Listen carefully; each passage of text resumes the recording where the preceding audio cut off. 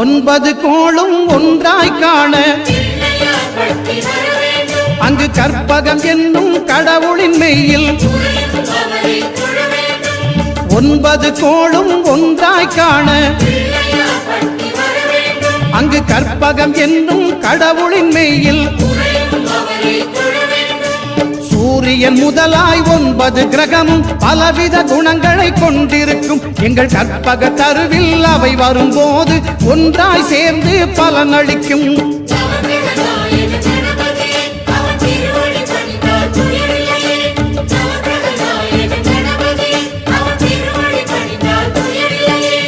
ஒன்பது கோளும் ஒன்றாய் காண அங்கு கற்பகம் என்னும் கடவுளின் மெய்யில்